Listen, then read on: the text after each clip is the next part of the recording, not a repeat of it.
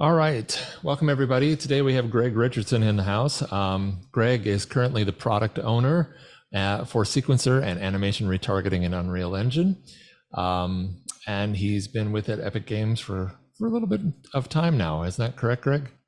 Yeah, I've been at Epic for about 3 years. Okay. Greg has a strong passion for computer graphics, specifically within cinematic pipeline workflows and character animation. Previously, he worked as a pipeline technical director and technical animator on works including The Call of the Wild, War for the Planet of the Apes, Mortal Kombat 11, and The Batman. Greg is currently based out of Los Angeles, yay, where he can find himself enjoying some tea while reading books and playing board games during his free time. Greg, welcome to the fellowship. Thank you for having me. I'm super excited to talk to you all. Let me share my screen. There you go. All right, can everyone see my screen? We've got you. All right, cool. Yeah, so I'm here to talk about real-time workflows for animation authoring. Both Brian, Kathy, and many of my colleagues at Epic and I have been so excited for an animation fellowship. It's been something that we've been wanting for quite a while, and I've given a lot of thought about what I wanted to talk about. I see some familiar names in the attendees, so I'm super excited to talk to you all about real-time workflows for animation authoring. I know Brian gave a wonderful introduction about me, but just to recap, yes, I am the product owner for Sequencer and IQ Retargeting. Yes, that means any sort of feedback that you have on forums or on roadmap or on product board or wherever, I see them and try to tie them towards new features that we're going to build for Unreal.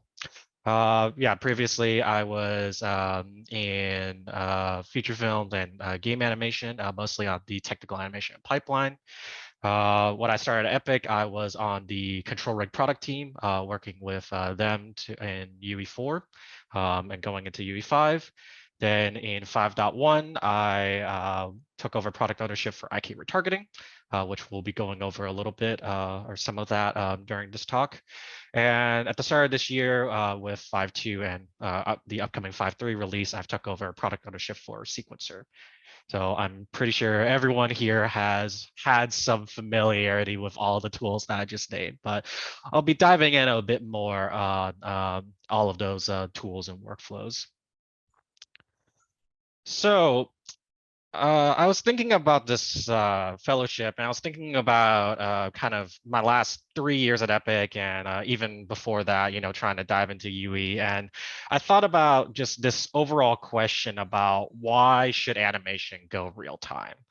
I'm sure you've heard or have seen some of our presentations or some of our projects or demos, and you've kind of heard these kind of 3 bullet points before, maybe from other colleagues or some other execs, producers, or just other enthusiasts that are around you, where UE can provide, or well, just real time can provide the ability to edit in context, right? Be able to see your animations and with full lighting and environments and effects and everything else, and edit that within all the context that you would need. You don't want to animate something that is in the dark, right? And same thing with being able to see live results directly. You want to be able to not only edit in context of everyone else, the other departments, but you also want to be able to live animate and see everything at once, right? You don't want to deal with all the gray gray renders or any of that sort. You want to be able to see all of them directly. And finally, I think this is a big one, right? The nonlinear creative process and constant iteration. Throughout my time in Unreal, we've definitely expanded a lot of the capabilities to where we want the users to not have to constantly jump between applications just to get their finalized result and cinematic within UE. Just be able to improve the experience overall, whether it's animation authoring, character creation, et cetera, et cetera.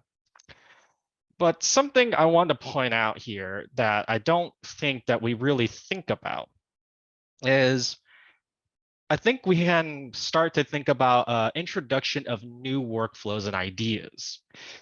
If you look at these GIF examples, which I think well, we have them publicly on our docs and on our videos and stuff.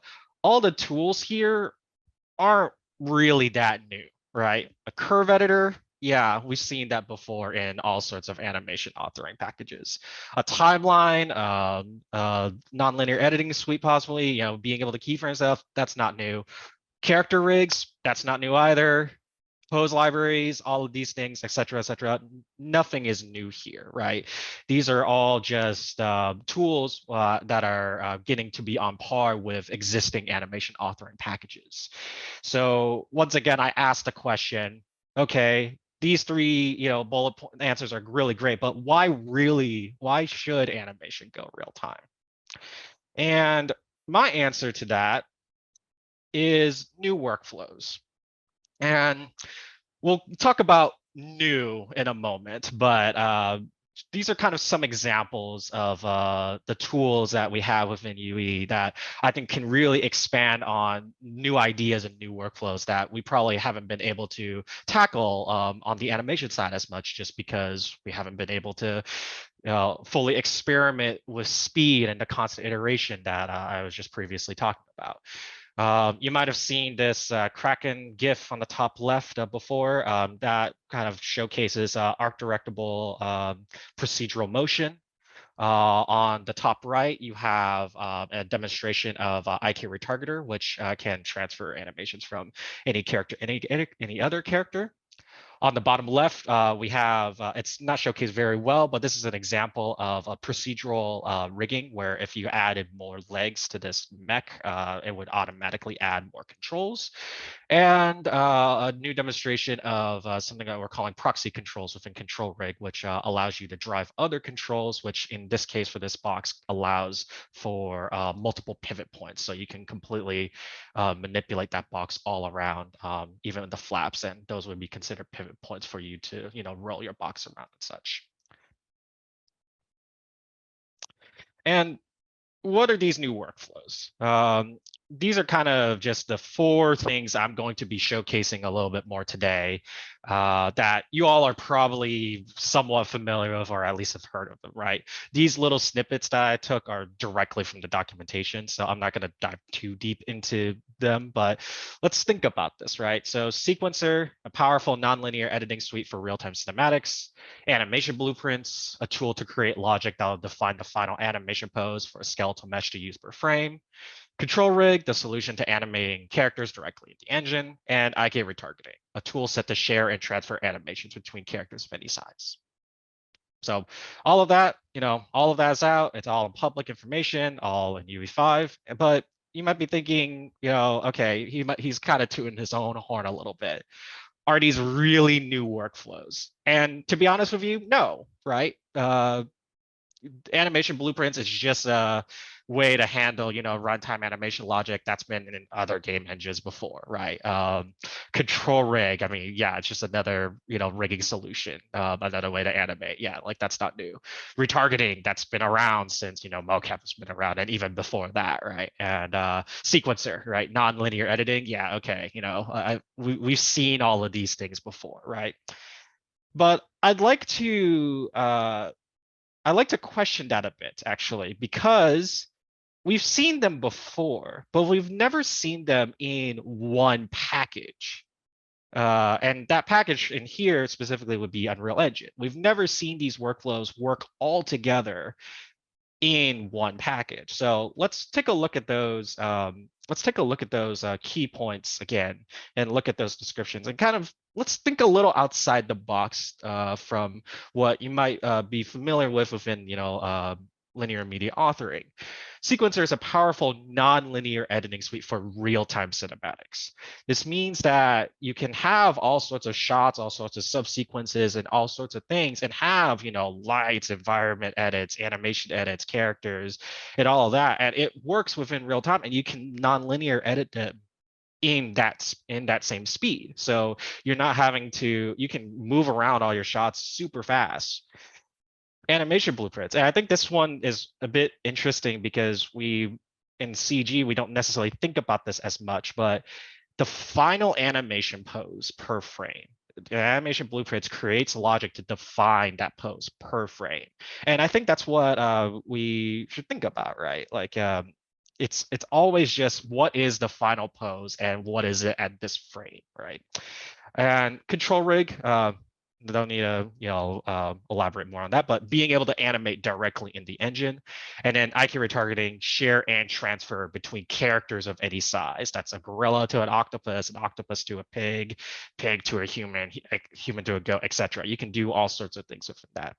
So what if we take all of these and see if we can think of some really new and interesting ways to where we can speed up and further improve animation authoring to manners that we haven't really thought about or seen before. So I'm going to take a stab at some live demos. So bear with me if there's any sort of issues, but these will all be live, and I will also be able to, I think, I'll be able to share the project with you all afterwards as well. So let's dive in. So I am in Unreal 5.3 Preview 1, but all of the stuff that I'm discussing today will also work in 5.1, 5.2, etc. But I just wanted to do it in 5.3 Preview 1 because there's some, minor quality of life stuff overall that's, just kind of across the place. So here I am in a blank level with my mannequin here. And let's say I want to animate her walking, right? I'm sure this is nothing new for any of you all, right? Where I make a level sequence, make a level sequence. I drag the mannequin into here. Let me make sure I have the right things that I want. Yeah, let me clear this for a second. We'll get into that in a moment. But automatically it'll populate with a control rig, but I'm not gonna worry about the control rig. But let's say I just okay, I just want a walk. And okay, cool, she's walking, great. All right, what's new, right? But if you are so for me, like from a mostly like a previs and layout background, there's so many edits to the environment that happens, right? So let's say I go into my landscape mode and I'm like, okay, I'm just gonna add a hill, right? I'm just gonna add this hill. And now when I scrub this animation, Quinn's walking through the hill, right? And that's not good. And it's like, ah, dang it. I need to bake this, or I need to re-author this. I need to throw a control rig on here and like re-edit everything, right? And make it, make Quinn, walk up the hill, then flat, then down, and who knows what other environment edits are gonna come up. Oh my God, this is gonna just take more time, right? I mean, obviously for a walk it's not that long, but you can kind of imagine, right, in those scenarios that if you're editing that kind of path, it just takes forever, right? But what if I told you with some real-time workflows we can actually make this a bit easier and even just bake it down to where we can just simply start iterating without having to completely re-author this animation. So I'm going to delete this for now, and I am going to go back to my selection and go and look at something called an animation blueprint. So most of y'all might have thought about animation blueprints and be like, oh, okay, cool. This isn't really great for animation authoring. This is just, for runtime workflows and stuff and yada, yada, yada. And, I think that's right. I think that's completely fair. But there's something really cool that you can do with animation blueprints, in particular with Sequencer, that is not very well known. And I wanted to really showcase that for you today.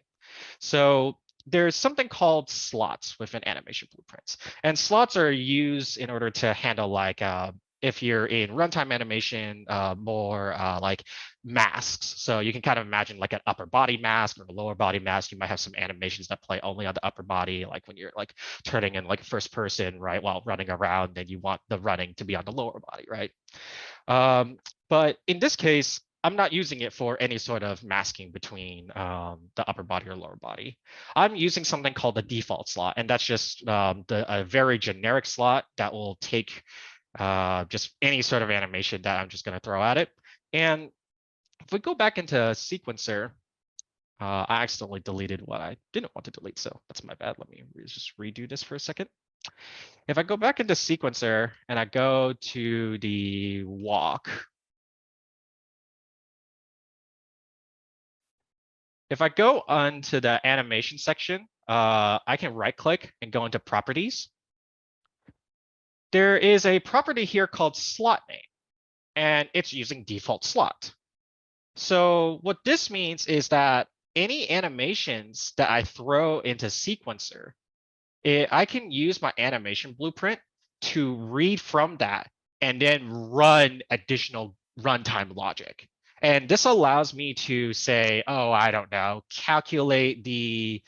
see if there's a collision on the mesh from the root bone and auto calculate when it should go up or down. So that's what I'm going to do with control rig. So inside this control rig that I have here, I can just double click and open that up. And if you are trying to follow along in the future, I just have it in the same folder as here. What I'm going to do is I'm going to take the incoming root bone. So that's all I'm doing. I'm taking the incoming root bone. And I'm using this node called sphere trace, which is basically just going to see if there is a collision on the ground based off of these parameters that I gave it. So I'm just taking the translation and giving it a range about 100 up, 100 down on the sphere, and basically saying, okay, if this root bone, the root bone that's here, that's crossing, on the plane, collides with a mesh, I want you to move the root bone up to where that hit location is. That's all I'm doing. And when I do that, let's take a look. I think I have to, let me just re-add this, but the main point is I want to make sure I'm using animation blueprint, and I'm going to use that simple ground align. Cool. And I will add that into sequencer and delete the control rig and add that walk again. And I'm just going to scrub, and you can see that Quinn is automatically working with that terrain. And even if I want to, I could even update this and we could see it live. So I'm scrubbing and I'm seeing all of that logic, right? I could, sculpt this up. I could smooth it if I want to. I could do all sorts of stuff, and we could see that updating live. And sure, it's not great with the feet plants or everything, right? Like there is some things in there. So what I could do is I could go and, set this at the end and bake this down to a control rig. So I could make that down to a control rig. And now I can edit those if I want to. So I didn't have to, completely redo absolutely everything, right? I got a good start. And from there, I can do some minute tweaks here and there. And then once we have some environment edits or, something else that comes back, I can just, redo this all over again, over and over again without having to constantly do all sorts of little tweaks here and there, right? So that's one example out of 3 that I wanted to show in terms of runtime authoring. But yeah, just something to show. I thought it was super neat with animation blueprints and level sequences that isn't usually shown for a bunch of animation authoring folks. So let's talk about example 2. I'm not going to save, but if you get the project, you can just recreate all the stuff that I'm doing live right now. So now let's go into the topic about fantastical creatures. So this is from all just a permanently free collection, by the way. All of the contents that I have are, Epic provided or free. Mannequins are obviously free, and these like African animals, animal variety pack, and quadruped creatures are just all in the permanently free collection. And let's say I'm trying to animate this griffin from scratch. Now, we know a griffin is a mixture of different animals. In this case here, we have a mixture of a lion and an eagle.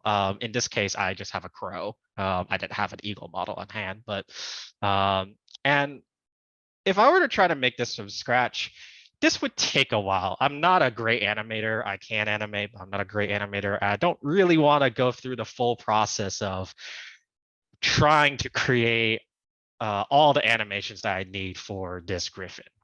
So what if I can leverage retargeting to say, hey, I want the quadruped motion of this lion on my griffin, but I want the wings and maybe even like these talons, or maybe even like some of the beak motion or something like that on my griffin. If you're like, yeah, that's gonna take a bit, and that's not possible. Well, actually, with IK retargeting, it is very possible. So just I don't know if we can do a raise of hands, but I'm assuming that not everyone has touched IK retargeting, so I can do like a brief tutorial on it. That would be So great. I think people would love to see it, Greg, and I'd say just do it. all right, cool. So I will then just recreate the Griffin rig. I'll use this for demonstration purposes, but I'll just briefly go over what is needed to create an IK rig for a Griffin. So under animation, in 5.2, this will be renamed. This will be named IK rig, but in 5.3, we just renamed it to retargeting. You'll go look for IK rig, and I'll just say IK Griffin demo. When I open that asset up, the Griffin is not going to appear. That's because I have to assign it a preview mesh. So I'm going to say this is going to be my Griffin. And from here, I have to define certain chains for it to be retargeted to. So basically, that's kind of the golden sauce with IK retargeting on how it can share animations from any character to any character. All you're doing is defining limbs, say a left arm, say a right arm, right leg, left leg, spine, etc. But the first thing that we're going to do is we're going to define a retarget route. And that is basically the main motion of your character. So in this case, it is not my root bone. It will be my pelvis for this griffin, which I can just right click and set as retarget route. And that gets updated here. And now I want to create some retarget chains. So I am going to, I don't recommend this, but just for demonstration purposes and making it easier, I'm just going to create a retarget chain from all the way to the spine, all the way to the head. Now, usually I would separate, the head and the spine just because maybe I want to fine tune that motion a bit more, but that's fine. So I'm just going to go ahead and I'm just going to select these bones. And I'm just going to say right click, new retarget chain. And it's going to automatically come up with a nice name for me. Because I have head, it's going to say neck, but I'm just going to say spine. And I'm just going to say add chain. And it's just going to add a chain right here in this box. Now, I can also do that for my left leg and my right leg. And once again, I don't necessarily recommend this, but just for demonstration purposes, I would separate the clavicles from the actual arm chain, because then you can better fine tune your clavicle rotation. But in this case, I'm just going to go and make it to my left hand. And I'm also going to shift select and get my back leg too. And I'm going to grab it to the toe so that way I can maintain the ground contact if I want to when I'm retargeting. So I can shift select those, right click, new retarget chain, and it's going to say left arm because it's more biped based, but I'm going to say left front leg. And this time I'm actually going to say add chain and goal because I actually want to add a full body IK to this so that way I can use IK retargeting. So I'm going to say add chain and goal. It's going to say, hey, you want a full body IK solver? Yes, I do. Please, thank you. And it's going to make that goal. And then another dialog is going to come up for the back leg. Say left back leg, add chain and goal. And once that's done, we're going to have a full body IK goal for the front leg and the back leg and some retarget chains here. Don't know why it's taking a little longer. Oh, yeah, there we go. Perfect. And my full body IK solver is going to be here, and it says it's going to be missing a root bone, which I can just select my pelvis and say, hey, set my root bone to the selected solver. And I have some goals here. Now I'm just going to up the goal size and up those thickness so I can see those. And instead of having to do that same thing on the right side, I'm just going to select these two and say mirror chain just to mirror it. So that way I don't have to recreate, reselect all of those. I don't think the goal's not created, so that might have been a bug. So that's good to know, but we will just move ahead and create a goal. And yeah, we're just gonna assign it to that retarget chain, and same thing for the right hand, which can't find. There it is. IK goal. Let's assign goal. So now I have IKs on my feet, and if I were to just move them around, we could see, okay, we get a kind of a decent behavior. I can do the same thing on the wings, and I can make a retarget chain on the tail, but that's basically the gist of how you would create an IK rig.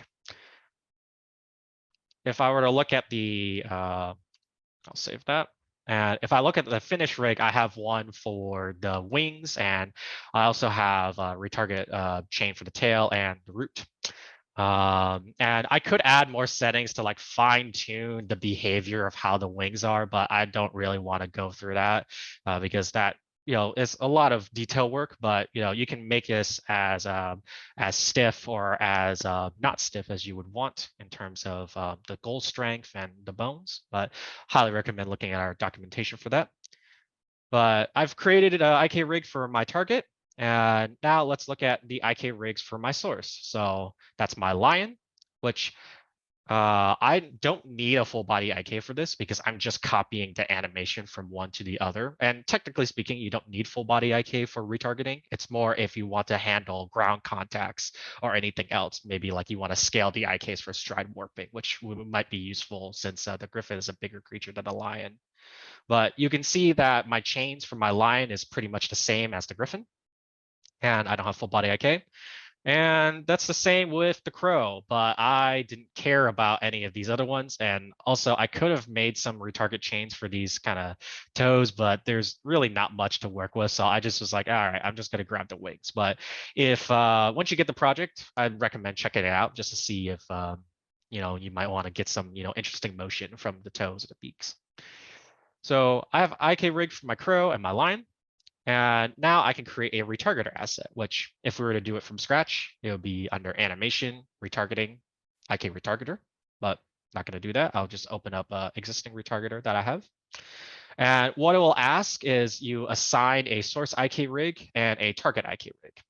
And something to note that I find people sometimes struggle with is that you can use the same IK rig across different skeletal meshes. It's as long as they have a similar hierarchical name. So like all the metahumans share the same as the mannequins. So you could use the mannequin IK rig on metahumans and any sort of metahuman proportions. But in here, I can go and just start playing some animations. It's auto mapped already for me. I just didn't map the left and right wings. If I go to the asset browser and I say, yeah, let's play this run, we can see, cool. I got my lion. I got my lion animation on my griffin. If I go back to chain mapping, I can go into all sorts of different settings. So if, for example, I wanted to like the front feet are a bit like too close apart, or too close together, I mean. So maybe I want to add a static offset on the IK to just, yeah, let's just move that a little bit to the right and move this a little bit to the left. Let's kind of see how that looks. It looks a little wonky, but you get the idea. I can do all sorts of edits to just make this, work in the way that I want it to. Something that we could also play with is under global settings, which in 5.3 will be here. In 5.2, it's going to be in this chain mapping window. We just moved it up to make it easier to access.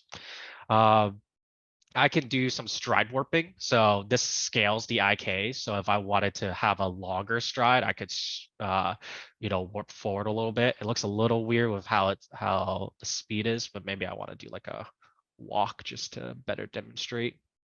I can also fix the rotations on those as well if I need to. But just to kind of give you an idea of all the different things that you can do with IK retargeter. Whoops, that's not what I wanted to do. There we go. I wanted to reset that one. But if I look at the retargeter for the crow, oh, sorry, this is very small because the crow is very small. If I were to put this at the prop, you could see this is the mesh scale, but if I were to put it at the proper length, it would be really large and hard to see the difference between those two. So I made it small just so that way we can see those animations. But if I were to do this like a wing flap or this fly, we could see, hey, cool, I got my wings there.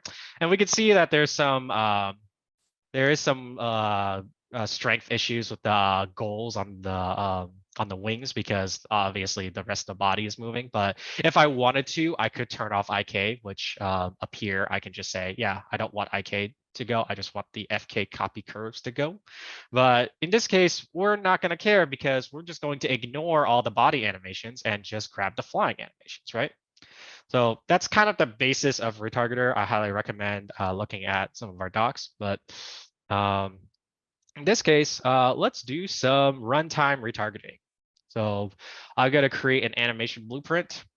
And this might look a little intimidating. Trust me, I know it not only in this, but in this other graph, but I'll dive into those in just a second.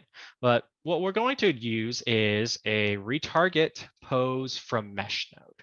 And what this does is, if you're familiar with MetaHumans, which uses copy pose from mesh or set leader pose, this is kind of the same thing, where it's going to take any incoming animations on this source mesh component, and it's going to use a retargeter asset and output that pose. So for runtime retargeting, this is super useful, right? You have, full gameplay systems and everything, and you're like, oh, I don't really want to, completely reauthor this. I just want to runtime retarget and, make it all work. And all right, yeah, maybe I have to do some tweaks here and there, but it looks pretty good. So we're going to leverage retarget pose for mesh, and we're going to say, okay, grab my body, grab the body part of my griffin. So that's just the body. And I'm going to also grab my wings, and I'm just using this retarget pose for mesh node and using that on the lion to the griffin. And then I'm going to have one for the wings and the crow. And then I'm just going to use this node called layer blend per bone. And I've specified the 2 bones that I want it to start blending from. Basically, that'll take the wings and I'll take the whatever animation that I have for the line. And it's going to output a pose, a final pose. And what this is going to do is we can actually affect that within sequencer. So let me compile this and just minimize this for a second. I have a blueprint that kind of handles a lot of this thing. So what we'll just do is just hide these so that way we don't have to think about them. And I'll create a little sequence. I will drag this blueprint into here. I will add my lion. I'll add my crow. I'll add an animation. Let's do a run. And I'll add an animation for the crow. Let's do my wings, or not wings, fly. Let me just move the sequence down so that we could see what's happening here. Maybe I want it to be the same time as the run. So we could see that, cool, I have my lion and wing animations. I think with the crow, I need to make it flap a bit more. So I'll just do it this way. And we can see we can just kind of kit bash and, do all sorts of, weird stuff with retargeting that you might not have been able to do before, right? And I could even bake this down to a control rig and edit that. But before I go into that, I want to talk about something within the retarget pose from mesh that I think is super cool, which is called retarget profiles.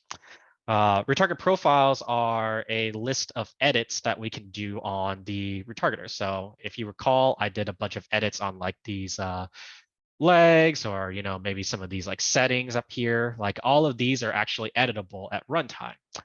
I'm not going to dive too deep onto this, but I did have to create some variables that I could animate and basically set those up, set the settings for that profile. And you don't have to do this. I just did this just for demonstration purposes, where I can take this blueprint and say, cool, let me get that hips offset and let me animate the Z. So maybe I want I think I have to compile and close YouTube. Yep. You can see I'm affecting the hips there. I could, keyframe, I could do all sorts of edits that way. If I wanted to do that warping that I was talking about earlier, I could, keyframe it here and say here, I actually wanted a bit of a longer stride or a shorter stride. I could animate those properties and get all sorts of behaviors that I wouldn't necessarily have at kind of like a high level. And then once I'm happy with this, I could say, cool, get my Griffin, bake to a control rig. I'll mute these two so that way we don't have to look at any overlapping animations. And sweet, I have some animations that I could just work with and tweak and do all sorts of different edits on this Griffin, right? Just another example of a mixture of animation blueprints, retargeting, and sequencer and control rig. Now, let's talk about the last example that I have, which is a combination of the two. What if I had a proportional retargeting alongside ground alignment? What if I had this hill and I want this Griffin to, run up this hill properly and, have it, fly or something like that, right? So I have the same animation blueprint as I had before with the proportional retargeting. However, I have a control rig that's happening after the blending of the two poses. I could technically put this control rig in between here and then blend, but either way works really. And if I take a look at the control rig, it is a little more complicated from the previous one that I showed with the root bone, but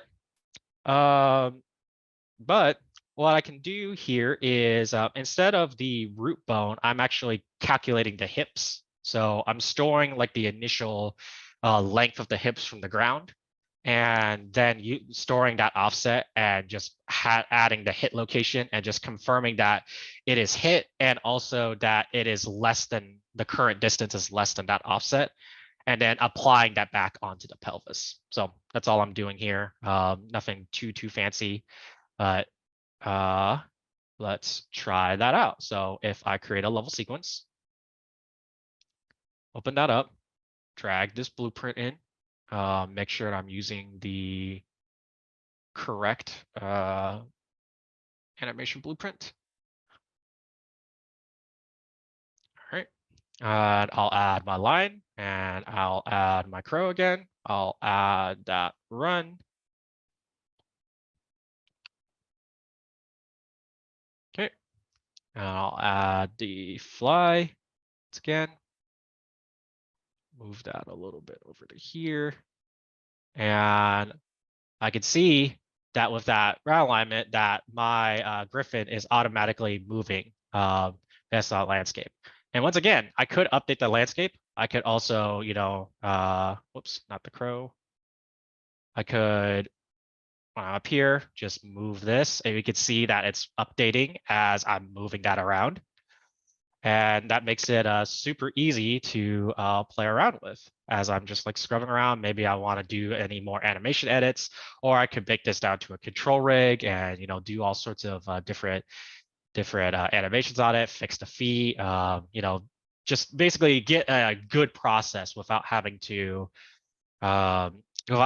completely reauthor everything. And like once I have the assets, right? Like, yeah, the assets do take a bit to author and create, but once you have that, you can, throw and slap it on to any sort of animations. And I think that's something that we could really explore with runtime workflows, right?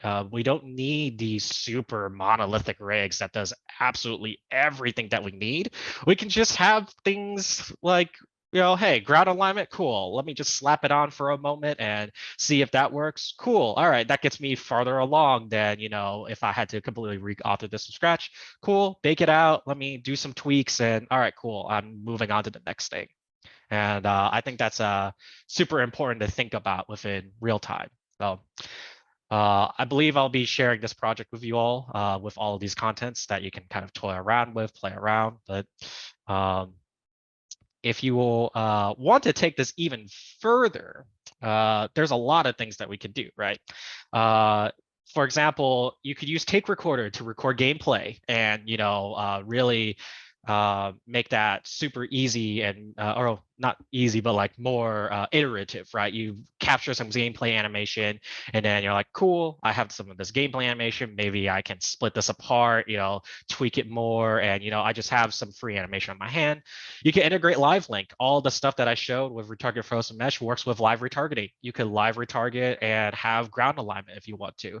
That's for a lot of smaller mocap studios or indie studios, right? You might not have the space to showcase like all your Zulu props or anything, right? So you could just say, hey, in the virtual environment, have an auto ground align and do all of that. You could automate your foot planting. So some of the stuff that I showed for the Griffin, right? You don't necessarily like that's only on the pelvis, but you could even take that further and say like, oh, maybe I want to handle the foot planting and make sure that that gets a bit sticky onto the ground. So that way, it isn't clipping through. And you could even, edit some of like the rotations on that just so that way you can carry some more weight. Modular parts, you can, like I explained earlier with the mech, you could have completely modular parts with your rigs. And some other future features such as skeletal mesh authoring in 5.3 and deformers, which I believe Jerry Passerin will be giving a talk around this little guy called Jawbreaker to kind of expand further on real-time workflows within animation authoring. Some resources. So we have a control rig asset pack that has all our mannequins, the mech that I was talking about, the box that was shown earlier, and Bungee Man. So I highly recommend looking at that. Content examples. This project is near and dear to my heart because I authored most of those animation levels. So I tried to explain a lot of different technical parts within not only retargeting, but control rig and some animation stuff. So I highly recommend looking at content examples. Our documentation. This is a documentation GIF of animating those retarget properties that I was showing you earlier, where you can like animate your static offsets or stuff like that to handle reach.